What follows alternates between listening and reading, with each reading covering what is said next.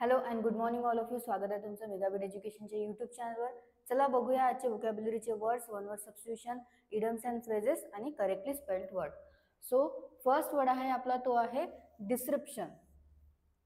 डिस्क्रिप्शनचं काय मिनिंग आहे तर disturbance or problems which interrupt an event, activity or process. जे काय करतं, व्यत्यय आणतं, कोणत्या पण कामामध्ये व्यत्यय आणतं किंवा अडथळा आणतं, त्याला काय म्हटलं जाते, डिस्रप्शन. ओके, डिस्रप्शन म्हणजे काय होते तर व्यत्यय किंवा ऐक्यभंग,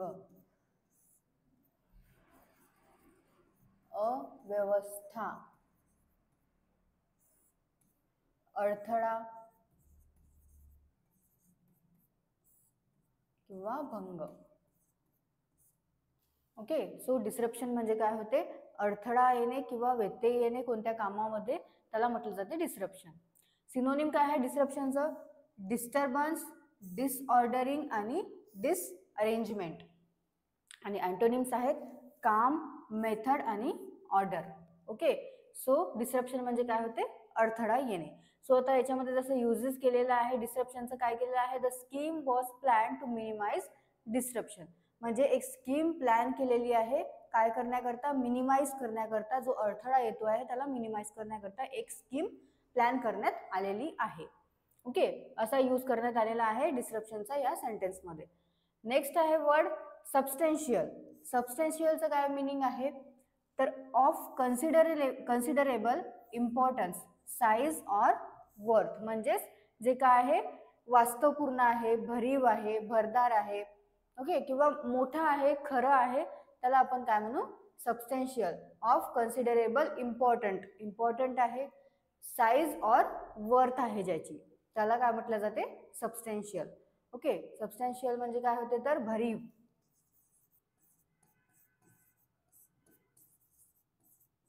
भरदार, खरा, मोठा, वास्तवपूर्ण, भव्य वा भक्कम. ओके, सो सिनोनिम्स काय आहेत सबस्टेन्शियलचे, कन्सिडरेबल, रियल आणि मटेरियल. आणि अँटोनिम्स आहेत इनसबस्टेन्शियल, वर्थलेस आणि सबस्टँडर्ड. तर यूज काय केले, कसा करण्यात आलेला आहे सबस्टेन्शियलचा बघू आपण सेंटेन्समध्ये. अ सबस्टॅन्शियल अमाऊंट ऑफ कॅश, म्हणजेच एक भक्कम किंवा मोठी काय आहे अमाऊंट ऑफ कॅश आहे, असं या सेंटेन्समध्ये यूज करण्यात आलेलं आहे. नेक्स्ट वर्ड आहे स्ट्रिंजंट. स्ट्रिंजंटचं काय मिनिंग आहे तर स्ट्रिक्ट, प्रिसाइज आणि एक्झॅक्टिंग. तर स्ट्रिंजंट म्हणजे काय होते, स्ट्रिक्ट असणे, म्हणजेच काय असणे, कडक असणे किंवा पाळलंच पाहिजे असं, त्याला आपण काय म्हणतो, स्ट्रिंजंट असं म्हणतो. सो स्ट्रिंजंट म्हणजे होते कडक,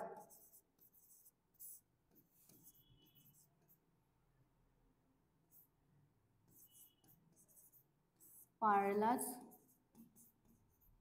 पाहिजे असा,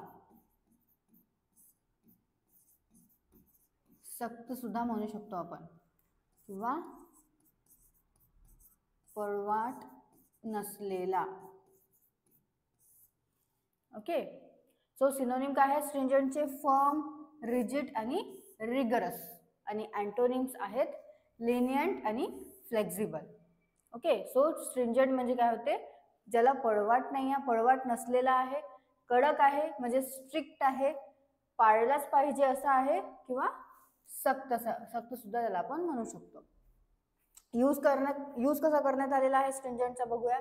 स्ट्रिंजंट गाईडलाईन्स ऑन एअर पोल्युशन, म्हणजेच काय आहे, जे एअर पोल्युशनवर आहे, एअर पोल्युशनवर काय करण्यात आलेलं आहे, स्ट्रिक्ट गाईडलाईन्स देण्यात आलेले आहे, सक्त गाईडलाईन्स देण्यात आलेले आहे, असं यूज करण्यात आलेलं आहे स्ट्रिंजंटचं. नेक्स्ट वर्ड आहे एक्सपिडिएट. एक्सपिडिएटचं काय मिनिंग आहे तर make an action or process happen sooner or be accomplished more quickly. म्हणजेच काय, जलद करणे किंवा तातडीने तातडीने करणे, लवकर करणे, वेगाने करणे सुद्धा आपण त्याला म्हणू शकतो. एक्सपिडिएट म्हणजे काय होते तर क्विकली करणे, जास्तीत जास्त क्विक करणे, म्हणजेच काय जलद करणे,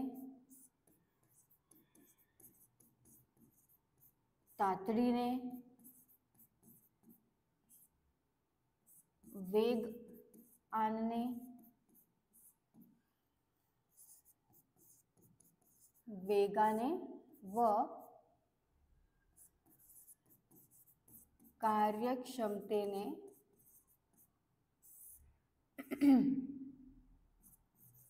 व्यवहार करणे. ओके, सो एक्सपिडिएट म्हणजे काय होते, वेगाने व कार्यक्षमतेने व्यवहार करणे, जलद करणे, तातडीने करणे किंवा वेग आणणे कशामध्ये पण. सो सिनोनिम काय आहे त्याचे, स्पीड अप, ॲक्सिलरेट आणि हरी, आणि अँटोनिम्स आहेत डिले आणि हिंडर. ओके, सो यूज काय करण्यात आलेला आहे बघूया. ही प्रॉमिस टू एक्सपेडिएट इकॉनॉमिक रिफॉर्म्स. तर जे इकॉनॉमिक रिफॉर्म्स आहे त्याला म्हणजे त्यांनी प्रॉमिस केलेला आहे एक्सपिडिएट करण्याचा, वेग आणण्याचा इकॉनॉमिक रिफॉर्म्सवर. ओके, सो असा यूज करण्यात आलेला आहे एक्सपिडिएटचा या सेंटेन्समध्ये.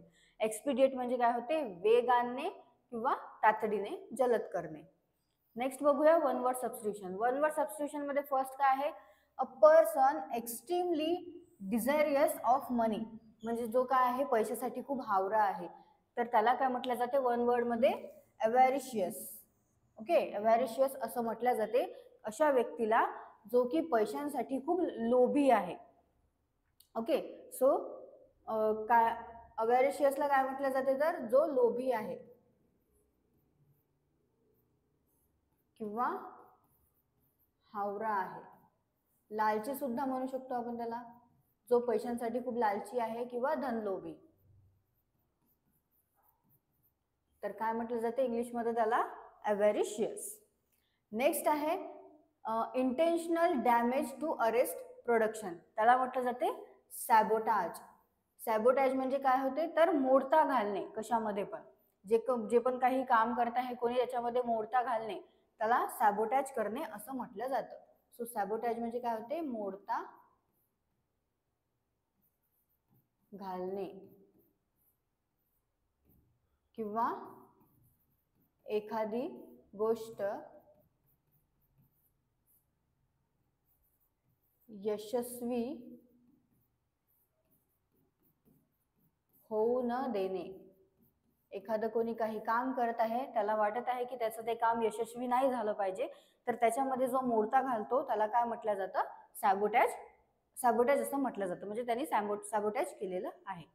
नेक्स्ट बघूया misspelled word. So correct spelling बघूया आपण. सो फर्स्ट स्पेलिंग काय आहे, मॅनरलीनेस. सो ऑप्शन ए ही करेक्ट स्पेलिंग आहे. मॅनरलीनेसची काय आहे, MANNERLINESS.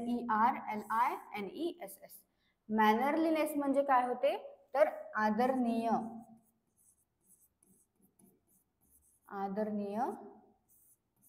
वर्तणूक किंवा शिष्टाचार. सो याला काय म्हटलं जातं, मॅनरलीनेस. मॅनरलीनेसची स्पेलिंग काय आहे, MANNERLINESS. नेक्स्ट वर्ड आहे सिव्हिलायझेशन. ऑप्शन बी ही करेक्ट स्पेलिंग आहे. सिव्हिलायझेशनची काय आहे, सिव्हिलायझेशन स्पेलिंग CIVILIZATION. तर सिव्हिलायझेशन म्हणजे काय होते, संस्कृती,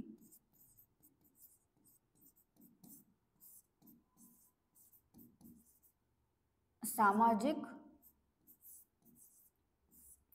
सुधारणा.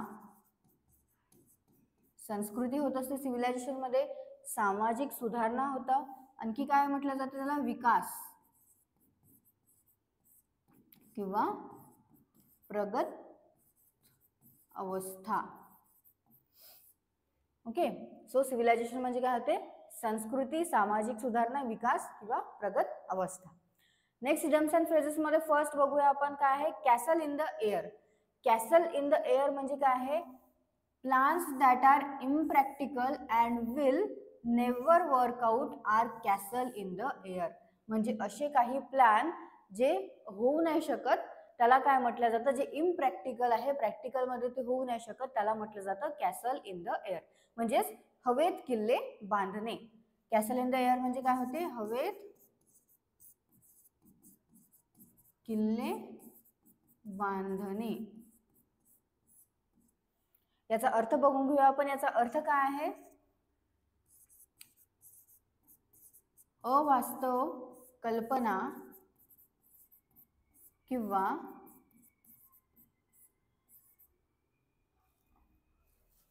अवास्तव कल्पना किंवा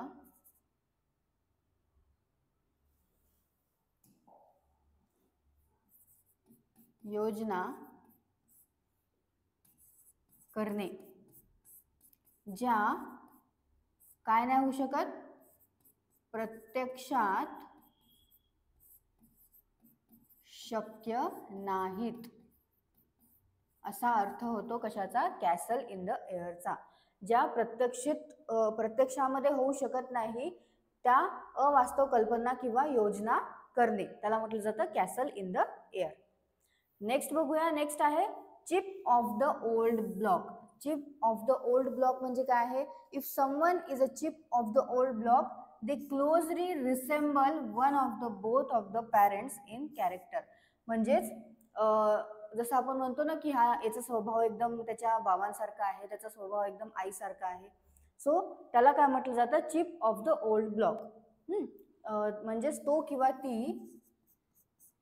किंवा ती आपल्या आई वडिलांप्रमाणे आहे, म्हणजे त्यांच्याच सारखा आहे, किंवा तो किंवा ती आपल्या आई वडिलांचेच रूप आहे, असं सुद्धा म्हटलं जातं. असा होतो. ओके, याचा अर्थ काय होतो की तो किंवा ती आपल्या आई वडिलांप्रमाणेच आहे, किंवा तो किंवा ती आपल्या आई वडिलांचेच रूप आहे, असा याचा अर्थ होतो. म्हणजे काय, म्हणजे त्याचे किंवा तिचे